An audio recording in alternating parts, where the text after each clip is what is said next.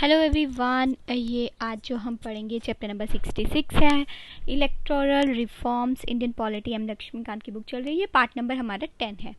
तो बात करेंगे इलेक्टोरल रिफॉर्म्स की। उसमें सबसे पहले मैं आपको बता देती हूँ committees related to electoral reforms. इसके अंदर कौन कौन सी कमेटीज़ के बारे में जो है आपको पता होना चाहिए। तो काफ़ी सारी जो हैं वो कमेटीज़ एंड कमीशन बिठाए गए कि एग्जामिन करना है कि कैसे इलेक्टोरल सिस्टम को, इलेक्शन मशीनरी को, इलेक्शन प्रोसेस को कैसे हम गाइड कर सकते हैं, उनको रिफॉर्म्स क्या होने चाहिए उनके अंदर, वो सजेस्ट करने के लिए ये कमेटीज़ वगैरह बनाएगी। तो ये सारी आपको पता होनी चाहिए। तो पहली जो थी वो थी तारकुंडे कमेटी, ठीक है। और ये आपकी 1974 में किसके द्वारा जो है बनाई गई थी, तो JP Narayan during his total revolution movement. तो ये भी पता होना चाहिए, during his total revolution movement, ठीक है।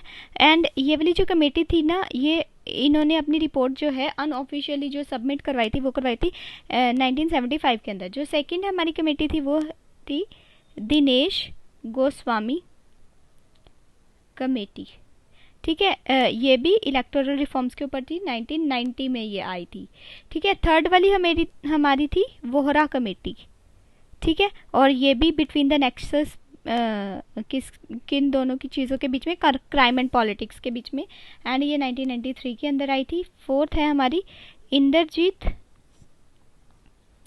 गुप्ता कमेटी।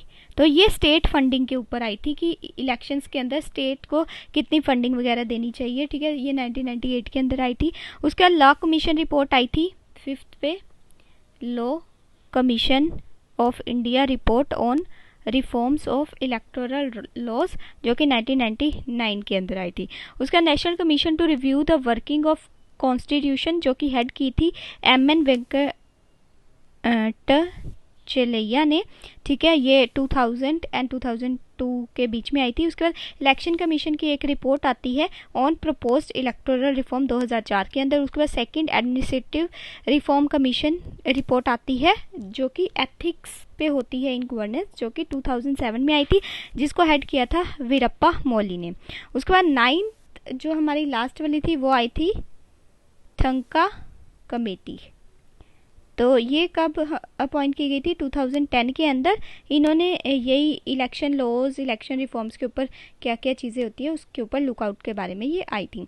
उसके बाद हम अभी आगे चल के ये पढ़ेंगे कि जो इलेक्टोरल रिफॉर्म्स हुए हैं वो बिफोर 1996, ठीक है, ऑफ 1996, आफ्टर 1996 एंड सिंस 2010। ये चार चीज़ों के बारे में अभी हम एक एक करके डिस्कस करेंगे। आई थिंक आपको ये सारी कमेटीज़ के बारे में पता लग गया होगा। एक बार दोबारा से बता देती हूँ।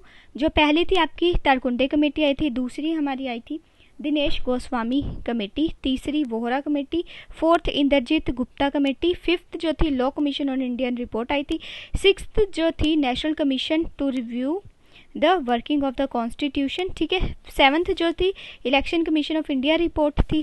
जो एट्थ वाली थी वो थी हमारी सेकंड ARC रिपोर्ट।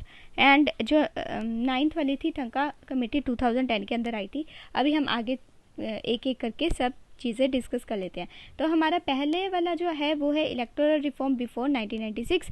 उसके अंदर ये सारे सब टॉपिक्स है, ठीक है। लोअरिंग द वोटिंग एज हो गया, representation to the election commission, increase in the number of proposals, electronic voting machine, booth capturing।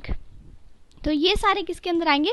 Before 1996, मतलब उनमें क्या क्या चेंजेस लाए गए थे, ठीक है, इलेक्शन रिफॉर्म्स के अंदर। तो पहला lowering of the voting age. तो 61st, ये काफ़ी इंपॉर्टेंट पॉइंट है, 61st कॉन्स्टिट्यूशन अमेंडमेंट एक्ट जो कि आपका आया था 1988 के अंदर। इसके अंदर पहले 21 ईयर्स की एज होती थी जब आप वोट डाल सकते थे, लेकिन बाद में इसको 61 को अमेंडमेंट एक्ट 1988 के साथ इसको 18 साल की उम्र कर दिया गया for Lok Sabha as well as the assembly election, दोनों के लिए, ठीक है। और ये था to provide the unrepresentative youth of country, इनको अपॉर्चुनिटी देने के लिए कि वो अपनी फीलिंग्स को एक्सप्रेस कर सके एंड हेल्प हो सके पॉलिटिकल प्रोसेस के अंदर।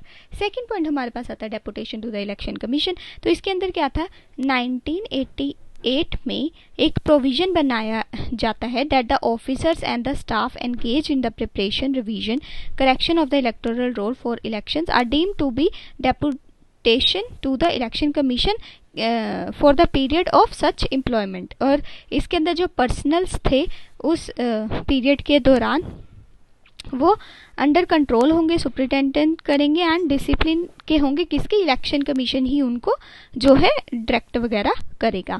ठीक है, उसके बाद मतलब उनको डिप्यूट किया जा सकता है। ठीक है, अगर मान लीजिए इलेक्शन कमीशन को किन्हीं ऑफिसर्स स्टाफ की ज़रूरत है तो वो कहीं से भी ऑफिस से ले सकते हैं स्टाफ को और डिप्यूट कर सकते हैं एंड फिर उनको मतलब इलेक्शन में हेल्प करने के लिए ये काम ले सकते हैं। उसके बाद नेक्स्ट आता है increase in the number of the proposers. ये भी 1988 की बात है, जब नंबर ऑफ इलेक्टर्स जो थे जो कि रिक्वायर्ड होते थे to sign as proposer in nomination paper for election to the Rajya Sabha and state legislative council, वो इंक्रीज कर दिए गए 10% of the electorals of the constituency और 10 सच इलेक्टोरल्स जो भी मतलब लेस हो, या तो 10% हो या फिर और 10 मतलब या फिर 10 वो खुद इलेक्टोरल्स हो, जो भी लेस होगा वो इनको लेना पड़ेगा, या तो 10% या फिर 10 होने चाहिए वो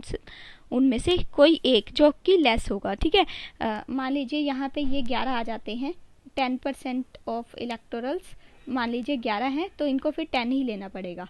ठीक है, और अगर यहाँ पे इनके पास आ जाते हैं 15 तो भी 10 ही लेना पड़ेगा, और अगर यहाँ आ जाते हैं 7, ठीक है, यहाँ 10% ऑफ द इलेक्टोरल अगर 7 आ गए तो फिर ये which ever is the less हमने बोला है तो ये 7 वाले लेंगे, 10% वाला चलेगा।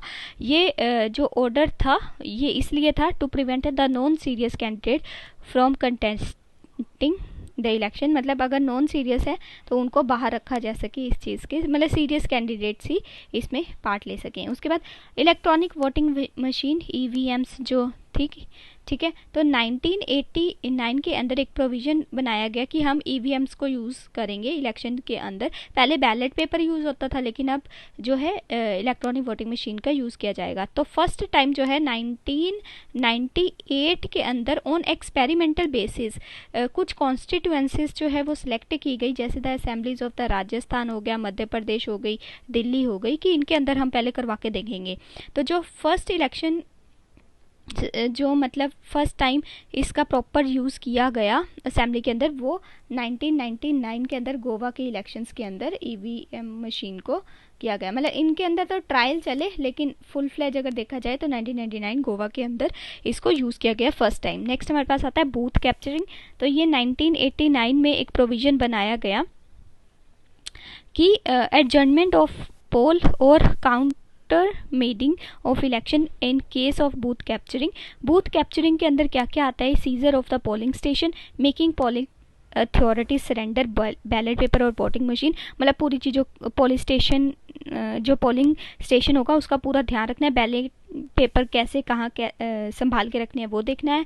सेकंड है taking possession of the polling station, allow only one own supporter to exercise their franchise, मतलब एक एक करके ही सबको एंट्री देनी है, ये नहीं कि भीड़ इकट्ठी कर लेनी है। थर्ड है threatening and preventing any elector from going to the polling station, मतलब कोई अगर आपको थ्रेट लग रहा है तो उसको भी ध्यान में रखना है और प्रिवेंट करना है कि एकदम से सारे बंदे ना अंदर चले जाएंगे सारी चीज़ें। एंड फोर्थ हमारे पास आएगा seizure of the place being used for counting of votes, मतलब अगर वोटिंग चल रही वो काउंटिंग चल रही है अगर वोटिंग वोट्स की, तो मतलब उस जगह को ध्यान से रखना है, मतलब पूरी सेफ्टी होनी चाहिए, ये नहीं कि उसमें कोई फ्रॉडुलेंट हो सके। नेक्स्ट हम बात करते हैं ये हमने क्या देखा, इलेक्टोरल रिफॉर्म बिफोर 1996। अब हम बात कर लेते हैं इलेक्टोरल रिफॉर्म ऑफ 1996 ऑफ है, ठीक है, मतलब 1996 में क्या रिफॉर्म्स लाए गए उनके बारे में डिस्कस करते हैं। और ये जो सारे टॉपिक्स हैं ना, ये सब टॉपिक्स ये सभी इनके अंदर कवर होंगे, जैसे listing of the name of the candidates हो गया, disqualification for insulting the national honour act, prohibition on the sale of liquor, death of a candidate, time limit for by elections, ठीक है, holding to employees on the polling days, contestant restricted to 2 constituencies, prohibition of arms, effective campaigning period reduce। तो एक एक करके इसको देख लेते हैं। तो पहला, इससे पहले मैं थोड़ा सा बता देती हूँ कि 1990 के अंदर नेशनल फ्रंट गवर्नमेंट थी जो कि हेड की जा रही थी वीपी सिंह के द्वारा। उन्होंने एक कमेटी बिठाई कि इलेक्टोरल रिफॉर्म लाए जाने चाहिए अंडर द चेयरमैनशिप ऑफ, ये हमने देखा है, दिनेश गोस्वामी। ठीक है, उसके बाद जो कि एक लॉ मिनिस्टर से थे उस टाइम पे, ये जो कमेटी थी इन्होंने पूछा कि हमें इलेक्टोरल सिस्टम के लिए क्या स्टडी करना चाहिए, उसके डिटेल्स वगैरह प्रोवाइड करवाइए एंड सजेस्ट करिए एंड कुछ मेजर सजेस्ट करिए एंड ड्रॉबैक्स भी निकालिए। तो जो कमेटी थी उन्होंने अपनी जो रिपोर्ट थी वो फिर सबमिट करवाई 1990, मतलब उसी साल, जिस साल ये कमेटी बिठाई गई उसी साल ही इन्होंने अपनी रिपोर्ट सबमिट करवा दी थी, जिसके अंदर कुछ मतलब प्रपोजल्स रखे गए कि कैसे इलेक्टोरल रिफॉर्म्स जो है वो लाने चाहिए। तो अब हम एक एक करके देख लेते हैं। तो पहला था listing of name of the candidates. तो इसके अंदर क्या था कि कैंडिडेट्स जो कि कंटेस्ट कर रहे हैं ना इलेक्शन, उसको मतलब क्लासीफाई किया गया 3 कैटेगरीज़ के अंदर। तो ये चीज़ को आपको ध्यान रखना है, 3 कैटेगरीज़ के अंदर इसको मतलब नाम लिया गया। तो पहला था कि candidate of recognised political parties, दूसरा था candidate of registered unrecognised political parties, और तीसरा था अदर इंडिपेंडेंट कैंडिडेट। तो इन तीनों को मतलब जो ये कैंडिडेट्स थे इनको अलग अलग कैटेगरी में इनके लिस्ट में नेम होने चाहिए। ये जो नेम थे लिस्ट के अंदर जो कंटेस्ट कर रहे थे candidate and in the ballot paper has to appear separately in the above order, मतलब पहले ये अलग अलग सेपरेटली ही इनके नाम जो है वो लिखे होने चाहिए, और अल्फ़ाबेटिकली, मतलब जैसे ए बी सी, मतलब अल्फ़ाबेटिकली इनके नेम्स जो हैं वो लिस्ट के अंदर होने चाहिए। इन तीनों के अकॉर्डिंग ये याद रखना है, candidate of recognised political party, candidate of registered unrecognised political party, और जो इंडिपेंडेंट कैंडिडेट्स होंगे वो। अभी हम सेकंड पॉइंट पे चलते हैं। सेकंड है disqualification for insulting the national honour act. तो इसके अंदर क्या था, पर्सन अगर कोई ऐसा कन्विक्टेड पाया गया, मतलब अगर उसने ऐसा ऑफेंस किया जो कि prevention of insulting the national honour act जो कि हमारा 1971 का था, इज़ डिसक्वालीफाइड, उसको डिसक्वालीफाई कर दिया जाएगा। मतलब अगर वो ऐसा पाया गया कि उसने डिसरिस्पेक्ट की है तो वो इलेक्शन को कंटेस्ट नहीं कर सकता to the parliament at the state legislative for the 6 year. Very very important, ये पूछा जा सकता है कि अगर किसी ने नेशनल ऑनर एक्ट 1971 के अंदर किसी ने इंसल्ट की है, ऑफेंस किया है किसी पर्सन, क्या वो इलेक्शन लड़ सकता है to the parliament at the state? बिल्कुल नहीं लड़ सकता for the 6 year. Very very important question. And ये मतलब इसमें 3 चीज़ें बता रखी है कि किस किस चीज़ की इंसल्ट जो है वो मानी जाएगी। पहला है offence of insulting the national flag, ठीक है, और दूसरा है कॉन्स्टिट्यूशन का, offence of insulting the constitution of India, तीसरा है offence of preventing the singing of national anthem. तो ये 3 चीज़ें आपको ध्यान रखनी है। इन पे क्वेश्चन बन सकता है कि 6 साल तक वो फिर कंटेस्ट नहीं कर सकता इलेक्शन। एक तो फ्लैग की, हमें नेशनल फ्लैग की इंसल्ट नहीं करनी, कॉन्स्टिट्यूशन की नहीं करनी, एंड जो नेशनल एंथम है उसको अगर मान लीजिए कोई गलत बोल रहा है या फिर खड़ा नहीं हो रहा, क्योंकि हमें उसमें स्टेट खड़ा होना पड़ता है। ठीक है, तो ये चीज़ों को आपने ध्यान रखना है। नेक्स्ट हमारे पास पॉइंट आता है prohibition on the sale of the liquor. इसमें क्या है कि नो लिकर और अदर इंटॉक्सिकेंट्स जो है वो सोल्ड, मतलब कोई भी शराब वगैरह जो है वो सोल्ड नहीं की जाएगी, डिस्ट्रीब्यूट नहीं की जाएगी शॉप के ऊपर, कोई भी होटल के अंदर, ईटिंग प्लेस के अंदर, वेदर द पब्लिक और private with in a polling area during the period of the 48 hours ending with the hours fixed for the conclusion of the poll। मतलब उस टाइम के अंदर जब जहाँ पे ये पोलिंग वगैरह हो रही होगी वहाँ पे ये चीज़ें बिल्कुल भी अलाउड नहीं होंगी। अगर कोई पर्सन इसका मतलब वायलेट किया हुआ पाया गया तो उसको पनिशमेंट मिलेगी, इम्प्रिजनमेंट होगी, 6 मंथ के लिए इम्प्रिजनमेंट होगी और 2000 रुपीज़ उसको फ़ाइन होगा, और दोनों भी हो सकते हैं। ठीक है, ये इसमें आएगा। एंड इसमें नेक्स्ट एक पॉइंट यहाँ पे मैं डालना भूल गई, नंबर ऑफ प्रोपोजर्स। तो ये हमारा नेक्स्ट पॉइंट है। तो इसके अंदर क्या है नंबर ऑफ प्रोपोजर्स में कि नॉमिनेशन होगा जो कैंडिडेट का इन द पार्लियामेंट्री और असेंबली कॉन्स्टिट्यूएंसी, वो should be subscribed by the 10 registered electorals of the constituency as the proposer, ये चीज़ याद रखनी है, 10 रजिस्टर्ड इलेक्टोरल्स होने चाहिए of the constituency as the proposer. अगर कोई कैंडिडेट स्पॉन्सर्ड नहीं है by the recognise political party, ये उसके लिए है 10, ठीक है, अगर कोई रिकॉग्नाइज्ड पॉलिटिकल पार्टी का स्पॉन्सर्ड नहीं है। In case of the candidate sponsored by the recognise political party, फिर कितने होने चाहिए, फिर ओनली 1 प्रपोजर होना चाहिए, फिर 1 अगर वो स्पॉन्सर्ड है तो, ठीक है। This was done in order to discourage the non serious people from contesting the election, ये हमने पहले भी बात की थी, ठीक है। अभी नेक्स्ट पॉइंट हमारे पास आता है डेथ ऑफ द कैंडिडेट। तो इसमें क्या है, अर्लियर जब ऐसा केस बन जाता था कि जो कंटेस्टिंग कैंडिडेट था उसकी डेथ हो जाती थी एक्चुअल पोलिंग से पहले, तो election use to be the counter mandate, मतलब बाद में करा लिए जाते थे। Consequently the election process had to start all over again in the concern constituency, मतलब मान लीजिए किसी पर्सन की डेथ हो गई है, ठीक है,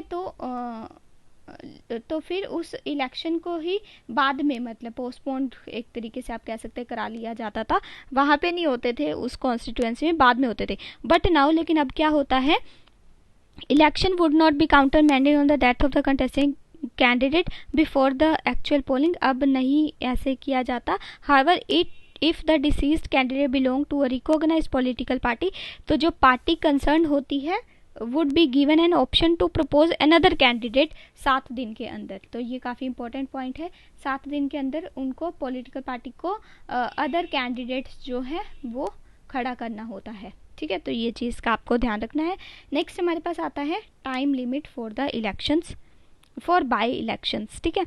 तो बाई इलेक्शंस जो होते हैं वो विद इन 6 मंथ जो है वो कंडक्ट करवाए जाने चाहिए of the occurrence of the vacancy. अगर house of parliament and state legislative में वैकेंसी है तो विद इन 6 मंथ जो है ये कंडक्ट करवाने हैं। And condition is not applicable in two cases, 2 cases में ये कंडीशन एप्लीकेबल नहीं है। पहला ये, where the reminder of the term of the member whose vacancy is to be fill less than 1 year, मतलब अगर मान लीजिए 5 साल के लिए होती है ना ये पॉलिटिकल पार्टीज, अगर 4 साल हो चुके हैं और 1 ही साल बाकी बचा है तो बाय इलेक्शन नहीं करवाने हैं। तो ये चीज़ का आपको ध्यान रखना है, अगर 1 साल पड़ा है तो नहीं करवाने हैं।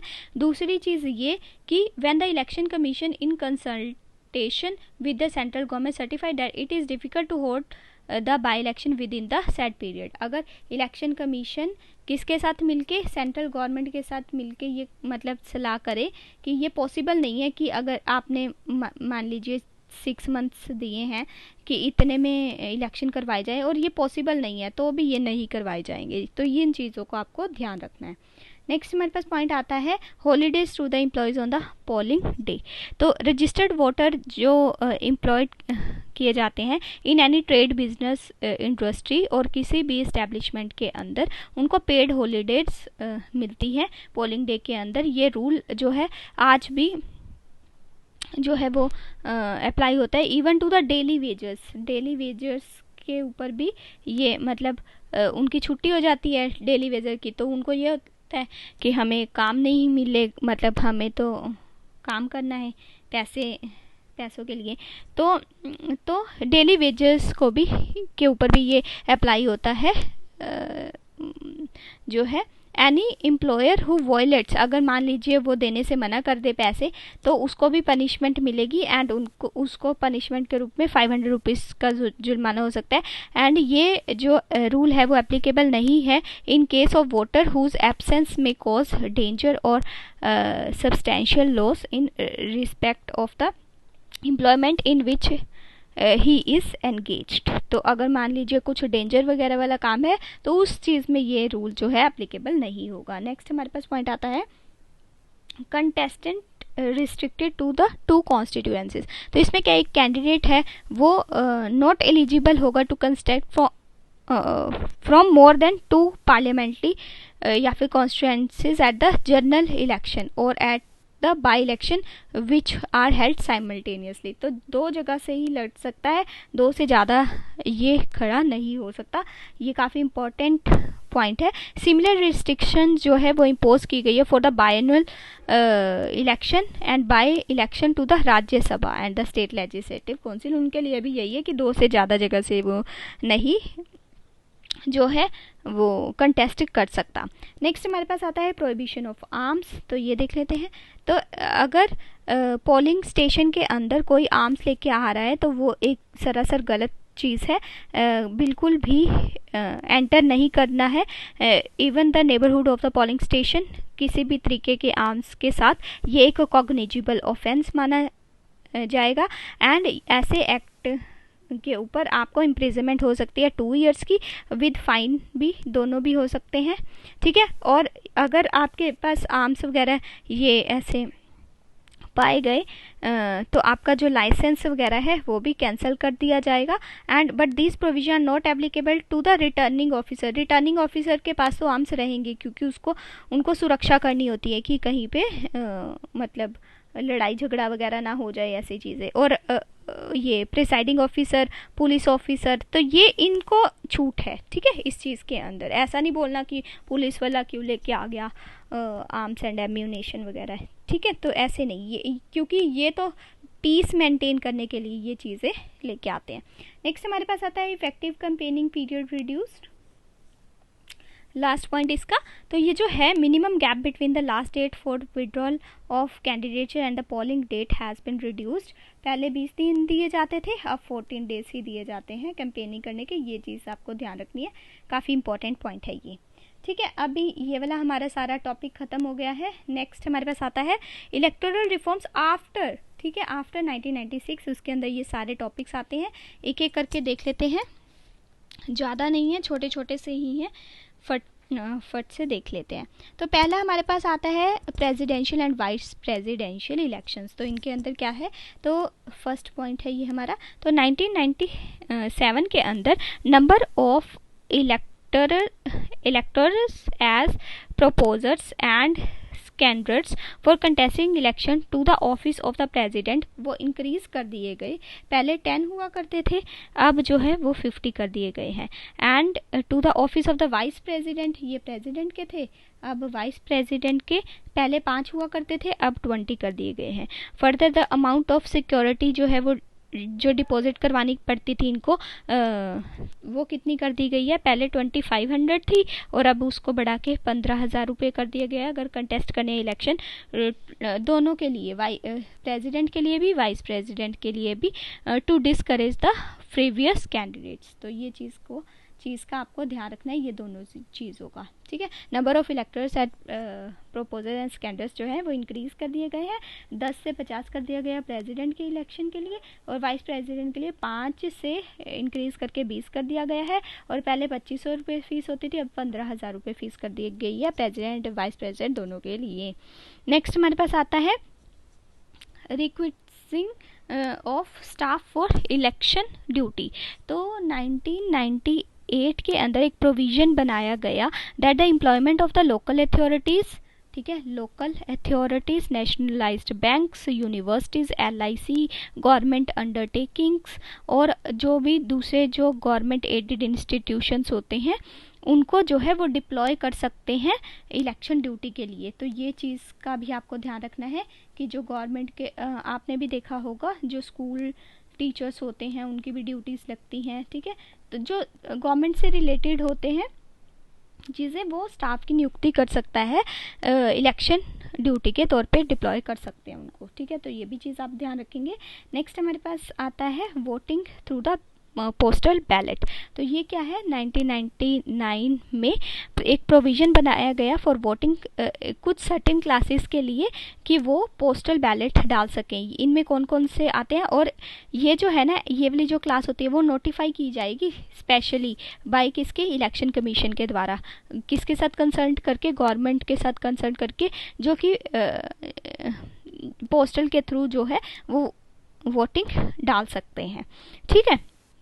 उसके बाद नेक्स्ट हमारे पास आता है facility to opt to vote through the proxy. तो इसमें क्या है, इन 2003 एक फैसिलिटी ऑप्ट की गई कि वोट जो है वो प्रॉक्सी वोट भी डालने देने चाहिए हमें उन लोगों के लिए, उन सर्विसमैन के लिए जो कि सर्विस कर रहे हैं, जो कि बिलोंग करते हैं आर्म्ड फोर्सेस के अंदर, ठीक है, and member belonging to the force to which the provision of the army act जिनके अंदर लगता है, क्योंकि वो तो हमारी सुरक्षा के लिए बॉर्डर्स पे बैठे हुए हैं, अब उनको भी तो वोट डालने का अधिकार है ना, तो वो कैसे डालेंगे, तो उनकी जगह किसी कोई प्रॉक्सी बंदा, मतलब एक ही, मतलब ये चीज़ है, अगर मान लीजिए एक आर्मी पर्सन है तो उसके लिए एक ही कोई प्रॉक्सी वोट जो है वो डाल सकता है, ऐसा नहीं कि बहुत सारे जनों ने इसके लिए, इस आर्मी पर्सन के लिए ही वोट डाल दिया, ऐसा नहीं होना चाहिए, ठीक है, एक ही डाल सकेगा, ठीक है। Such service voters who opt to vote through the proxy had to appoint a proxy in prescribed format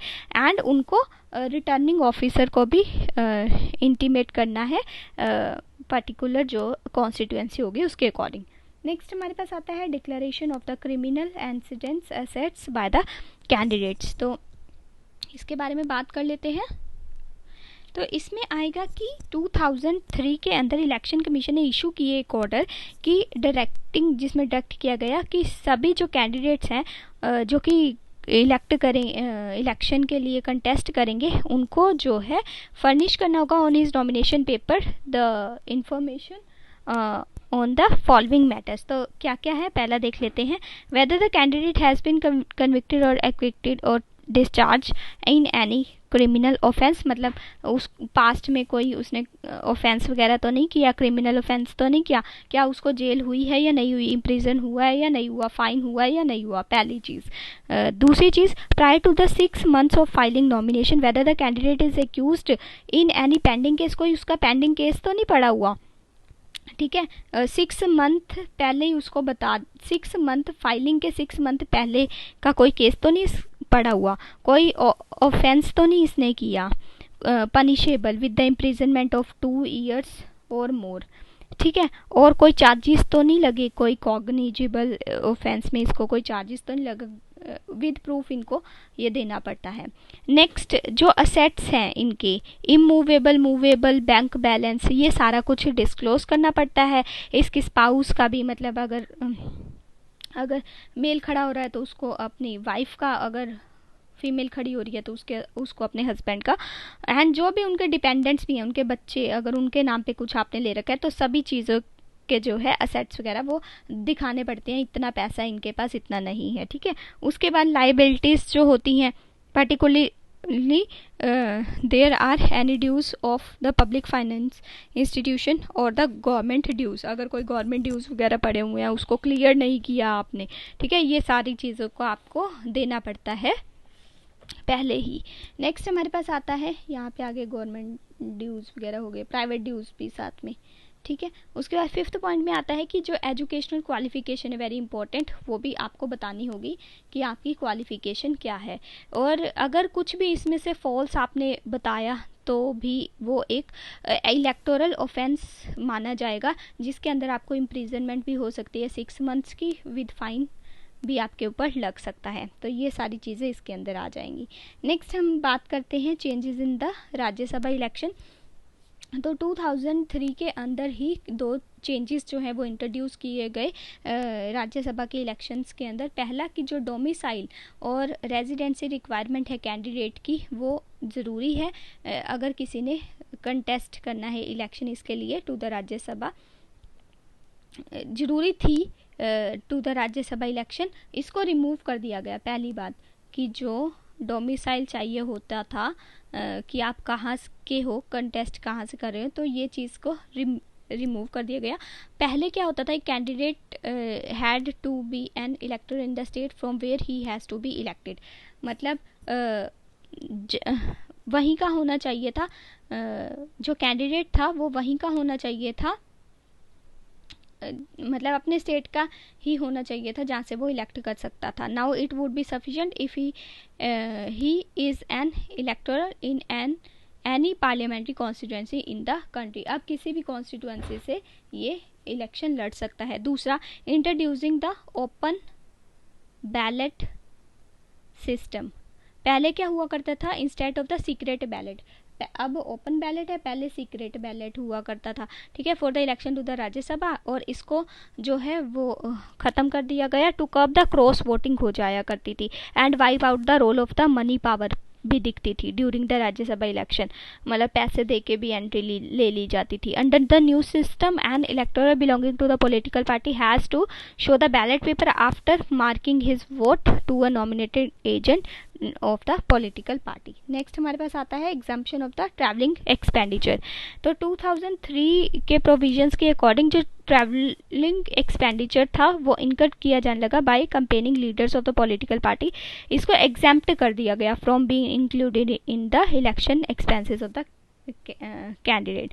next हमारे पास आता है free supply of the electoral rolls. इसके अंदर भी 2003 के अंदर प्रोविजन बनाया गया कि गवर्नमेंट को सप्लाई करना है free of cost the copies of the electoral rolls and other जो भी उनको मटेरियल चाहिए to the candidate of the recognised political party, कोई भी इलेक्शन के लिए, लोकसभा या फिर कोई भी असेंबली इलेक्शन है उसके लिए। फर्दर जो इलेक्शन कमीशन होगा वो सप्लाई करेगा ये आइटम्स को, किसको, वोटर्स को इन द कॉन्स्टिट्यूएंसी कंसर्न और to the candidate setup by the recognised political party, तो उनको फ्री जो भी चीज़ों की ज़रूरत होगी वो इनको प्रोवाइड करनी होगी। नेक्स्ट हमारे पास आता है parties entitled to accept the contribution. तो ये 2003 के अंदर ही प्रोविजन बनाए गए कि political parties were entitled to accept any amount of contribution, मतलब ये ले सकते हैं किसी भी लोगों से, कंपनी से, other than the government company. Government company से नहीं ले सकते, ये पूछा जा सकता है कि क्या गवर्नमेंट कंपनी से भी ले सकते हैं, तो नहीं, बाकी मतलब किसी भी पर्सन से, किसी कंपनी से ये ले सकते हैं। And report any contribution in excess of the 20,000 in the election commission for making any claim to the income tax relief. Income tax relief के लिए मतलब 20,000 आपको ये याद रखना है। Beside the company would get the income tax exemption on the amount contributed. मान लीजिए कोई कंपनी है, उसने 20,000 रुपये इनको दिए कैंडिडेट्स को, तो वो इनकम टैक्स से बच सकती है ये दिखा के, मतलब 20,000 उसको छूट मिल सकती है, तो ये चीज़ का भी आपको ध्यान रखना है। नेक्स्ट हमारे पास आता है allocation of the time on the electronic media.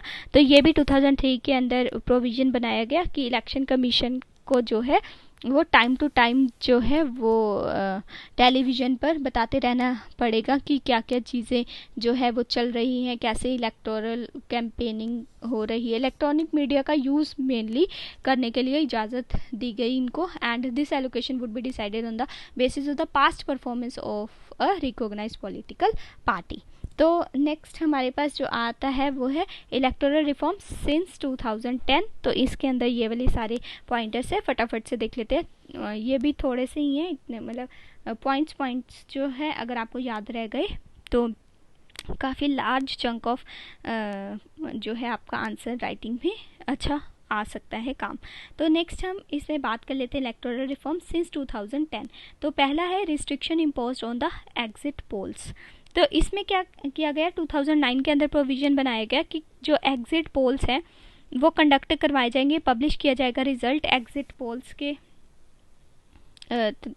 Through and would be prohibited during the मतलब जो एग्जिट पोल नहीं निकाले जाते हैं कि इसके बेस पे इतने वोट डल चुके हैं इस पर, तो इसको जो है वो प्रोहिबिट किया गया, क्योंकि ये जो है मतलब गलत भी बताते हैं कुछ कि उससे क्या होता है कि लड़ाई झगड़ा होने का भी चांसेस बढ़ जाते हैं। तो no person shall conduct any exit poll publish और publicise by the means of the print और इलेक्ट्रॉनिक मीडिया।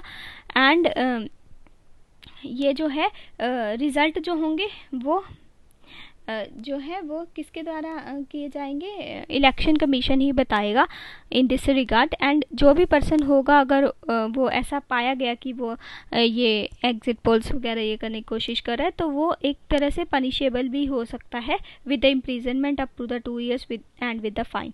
तो exit poll is an opinion survey. तो आपसे ये पूछा जा सकता है कि जो एग्जिट पोल होते हैं ये क्या होता है, तो ये एक तरह का ओपिनियन सर्वे होता है। जैसे पूछने देते बताइए आपने किसको वोट डाला, आपने किसको वोट डाला है, तो ये रिगार्डिंग होता है इलेक्टोरल की उन्होंने इलेक्शन में किसको किसको वोट डाला है। तो इससे ये ना एक सर्वे के थ्रू ये निकालते हैं कि कौन सी पार्टी जीत सकती है। तो इन चीज़ों से वही बात है कि हार्मनी एंड पीस जो है वो सफ़र कर सकते हैं, इसलिए ये चीज़ गलत है, तो इसके ऊपर रिस्ट्रिक्शंस लगाई गई। नेक्स्ट हमारे पास आता है time limit for submitting a case for the disqualification. तो 2009 के अंदर एक प्रोविज़न बनाया गया कि कैसे सिंप्लीफिकेशन ऑफ प्रोसीजर काफ़ी ज़्यादा ज़रूरी है for disqualification of the person, अगर वो गिल्टी पाया गया है करप्ट प्रैक्टिसेस के अंदर, and it provided a 3 month time limit within which a specified authority will have to submit a case, जिसके अंदर अगर कोई पर्सन गिल्टी पाया गया है कि उसने करप्ट प्रैक्टिस परफॉर्म किए हैं, to the president for determination of the question of disqualification.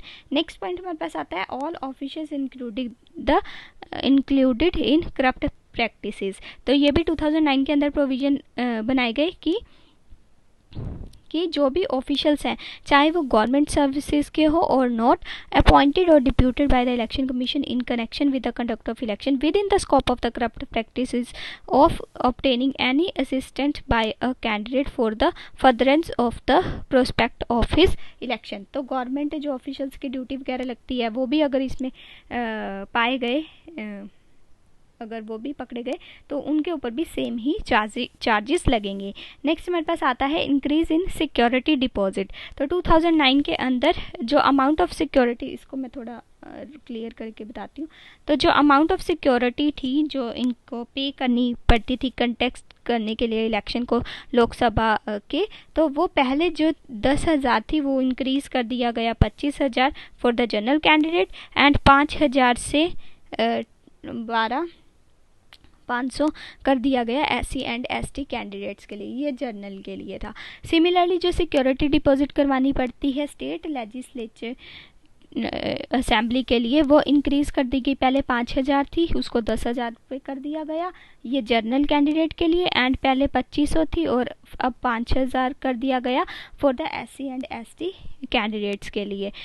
और इसको this was done in order to check the multiplicity of the non serious candidates. तो ये सिक्योरिटी इंक्रीज करने के पीछे भी यही कारण है कि जो नॉन सीरियस कैंडिडेट्स हैं उनकी एंट्री को रोका जा सके। नेक्स्ट पॉइंट हमारे पास आता है appellate authority with in the district. तो इसमें क्या है, 2009 के अंदर ही प्रोविजन बनाए गए for the appointment of the appellate authority with in the district. ठीक है, डिस्ट्रिक्ट के अंदर ही ये बनाया जाएगा ताकि जो इलेक्टोरल रोल ऑफिसर्स हैं, instead of the chief electoral office, उनकी जो है कुछ हेल्प हो सके। दस an appeal against any order of electoral registration officer of the constituency will now lie before the district magistrate और द एडिशनल डिस्ट्रिक्ट मैजिस्ट्रेट और द एग्जीक्यूटिव मैजिस्ट्रेट और द DC, जो कि डिस्ट्रिक्ट कलेक्टर होता है, या फिर किसी भी इक्विवेलेंट रैंक के अंदर वो अपने ये जो है प्रेजेंट कर सकते हैं। एक further appeal against any order जो कि DM या फिर ADM के आगे भी ये रख सकते हैं before the chief electoral office of the state. उसके बाद voting rights to citizen of India living abroad. अब जो लोग बाहर रह रहे हैं उनके राइट्स का क्या होगा, तो 2010 के अंदर एक प्रोविज़न बनाया गया कि जो वोटिंग राइट्स है सिटीजन्स ऑफ इंडिया के जो बाहर रह रहे हैं कंट्री इंडिया से, तो उनके लिए क्या किया गया, whose name is not included every citizen of India, जिनका नाम जो है वो इलेक्टोरल रोल में नहीं है। दूसरा, who has not acquired the citizen of any other country, मतलब अभी उसको दूसरी सिटीजनशिप नहीं मिली है। तीसरी चीज़, who is absent from his place of ordinary residence in India owing to his employment education. मान लीजिए जैसे कंपनियां बाहर नहीं ले जाती हैं एंड उसी दौरान वोट आ गए तो उनके लिए, और अदरवाइज आउटसाइड इंडिया, ठीक है, शैल बी एंटाइटल्ड कि उनको जो है उनके भी ये वोटिंग राइट्स हैं। ठीक है, shall have entitled to have his name registered in the electoral roll in the parliamentary assembly constituency in which his place of residence in India as mentioned in his passport is located। Next point हमारे पास आता है ceiling on the election expenditure, जो है वो increase कर दिया गया है। 2011 के अंदर सेंट्रल गवर्नमेंट ने रेज़ कर दिया गया इसकी जो लिमिट थी वो मैक्सिमम सीलिंग को। ठीक है, तो on the election expenditure by the candidate for the Lok Sabha seat के लिए इन द बिगर स्टेट कितना कर दिया गया, 40 lakhs। ठीक है, अदर स्टेट्स एंड UTs के लिए, ये तो बिग स्टेट्स के लिए था, ठीक है, और अदर स्टेट्स एंड यूटीज़ के लिए ये 16 लाख तो अदर स्टेट्स के लिए एंड यूटीज़ के लिए 40 लाख थी। And similarly the limit for the assembly seats in bigger state वो कितना कर दिया गया, वो 16 लाख कर दिया गया, and other state and UTs के लिए 8 लाख एंड 16 लाख कर दिया गया। तो ये इतना नहीं आपको याद रखने की ज़रूरत, ये चीज़ याद रखिए बस, सीलिंग जो थी इलेक्शन एक्सपेंडिचर की वो इंक्रीज़ कर दी गई। बिग स्टेट्स के अंदर मैक्सिमम 40 लाख आपको याद रखने हैं। ये अगर लोकसभा के इलेक्शन चल रहे हैं, अगर स्टेट लेजिस्लेटिव के चल रहे हैं तो वहाँ पे 16 लाख जो वो है मैक्सिमम है। तो इसी के साथ ये वाला जो चैप्टर है इलेक्टोरल रोल्स वाला ये फिनिश होता है। नेक्स्ट चैप्टर में हम 67 में बात करेंगे एंटी डिफेक्शन लॉ की, काफ़ी इंपॉर्टेंट चैप्टर रहेगा वो भी। And till then goodbye, thank you.